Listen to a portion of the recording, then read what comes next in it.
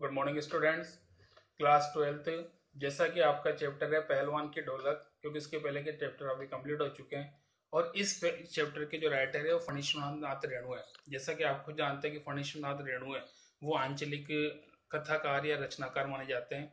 और आंचलिक कथाकार रचनाकार वो होता है जो अपनी रचनाओं के माध्यम से किसी अंचल विशेष अर्थात ग्रामीण परिवेश को ध्यान में रखते हुए अपनी रचना लिखता है। ग्रामीण संस्कृति और ग्रामीण पात्रों को आधार बनाकर जो कविताएं रची जाती है, जो साहित्य लिखा जाता है या कह सकते हैं जो कथाएं लिखी जाती है, वो आंचलिक कथाकार की विषय वस्तु मानी जाती है।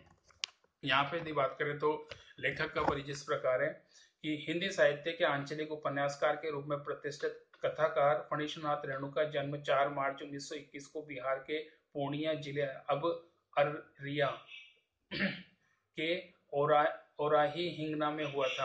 उन्होंने 1942 ईस्वी में भारत छोड़ो आंदोलन में बढ़ चढ़कर हिस्सा लिया और 1950 में नेपाली जनता को राजशाही दमन से मुक्ति दिलाने के लिए भरपूर योगदान दिया। उनकी साहित्य साधना और राष्ट्रीय भावना को मद्देनजर रखते हुए भारत सरकार ने पद्मश्री से अलंकृत किया है। 11 अप्रैल 1977 को पटना में इनका देहावसान हो गया। रचनाएं हिंदी कथा साहित्य में रेणु का स्थान प्रमुख है। इनकी रचनाएं निम्नलिखित है: उपन्यास बेला आंचल, पढ़ती परिकथा, दीर्घ तपा, कितने चौराहे, कहानी संग्रह ठुमरी, अग्नि अगिनखोर, आदिम रात्रि की महक, एक श्रावणी दोपहर की धूप, संस्मरण, ऋण जल, धन जल, वन तुलसी की गंध, श्रुत अश्रुत पूर्व, रिपोर्टाज, नेपाली क्रांति कथा। इनकी तमाम रचनाएं 5 खंडों में रेणु रचनावली के नाम से प्रकाशित है। साहित्यिक विशेषताएं: हिंदी साहित्य में फणीश्वरनाथ रेणु को आंचलिक कथाकार के रूप में, साहित्यकार के रूप में प्रसिद्ध माना जाता है। इन्होंने विभिन्न राजनीतिक तथा सामाजिक आंदोलन में सक्रिय भागीदारी की।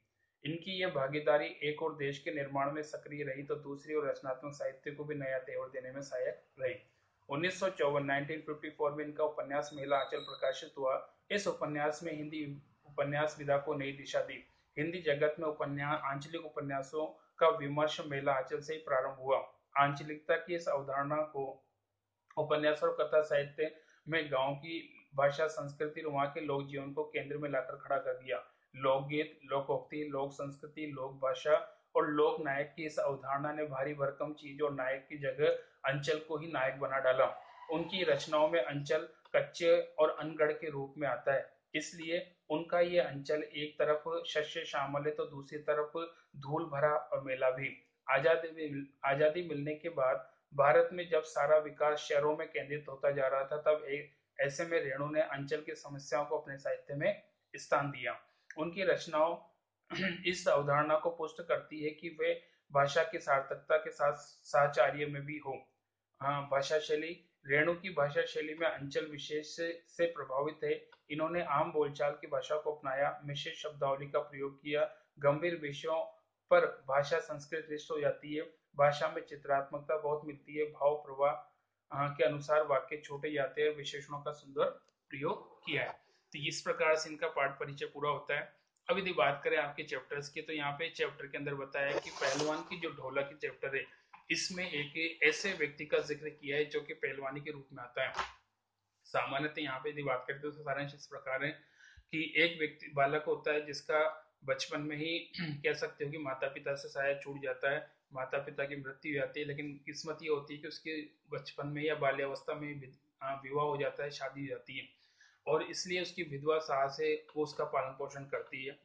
ये जीवन का पहला परिच्छेद है जहाँ पे उसे हो सकता है कि संघर्ष का सामना करना पड़ा, समाज में साथ में अपने जीवन के लिए संघर्ष करता है, हर तरफ परेशानी होती है। जैसे तैसे अपने संघर्ष को, अपनी कसरत और अपनी कह सकते हो कि पहलवानी के गुण के माध्यम से दोनों के दुनिया के सामने प्रकट करता है और वो संघर्ष करता जाता है। धीरे धीरे हो सकता है कि अच्छा खाना पीना और अच्छा जीवन जीने की वजह से उसका शरीर भी हष्ट पुष्ट और बलिष्ठ हो जाता है। कुछ समय बाद देखा जाता है कि एक जवान हष्ट पुष्ट युवक के रूप में सामने आता है और गांव में एक प्रसंग आता है कि वहां पे दंगल का आयोजन किया जाता है, जहाँ पे गांव के अलावा अन्य गांव के भी पहलवान अपनी कुश्ती और अपनी पहलवानी दिखाने आते हैं। इस गांव के राजा के माध्यम से भी इस प्रकार का प्रसंग होता है कि गांव का कोई भी सदस्य उसके नामी जो पहलवान है उस नामी पहलवान से टक्कर लेने को तैयार नहीं हो सकता। चांद सिंह जो पहलवान था वो अपने आप को नामी मानता और शेर के बच्चे की उपाधि उसको मिली हुई थी, और इसी कारण हर व्यक्ति उससे डरता था कि उसका जो दाव था वो बहुत कह सकते हो कि मजबूत होता था, दुश्मन को गिरा देता था, दुश्मन को हरा देता। और यहाँ पे प्रसंग आता है कि वो जब सबको चुनौती देता है तो कोई भी गांव का व्यक्ति तैयार नहीं होता, लेकिन जो पहलवान है लुट्टन सिंह वो इस चुनौती को स्वीकार करने की बात कहता है। और यहाँ पे ऐसा प्रसंग आता है कि आसपास वाले गांव, यहाँ तक कि राजा साहब भी पहलवान को मना करते हैं कि वो इस प्रकार का प्रसंग को स्वीकार नहीं करे, बल्कि इस चुनौती को छोड़ दे, क्योंकि वो नामी पहलवान से युद्ध करने की बात कह रहा है। उसकी ललकार को सुनकर आने आवेश में आने की आवश्यकता नहीं है, होश में आने की आवश्यकता है, ताकि वो इस युद्ध में भाग नहीं ले। लेकिन वो अपने जीवन के इस संघर्ष को जीना चाहता है। वो कहता है कि चाहे कुछ भी हो जाए लेकिन मुझे अनुमति मिले तो निश्चित तौर पर हो सकता है कि मैं चांद सिंह को भी दूर चढ़ा सकता हूँ। बाकी नेक्स्ट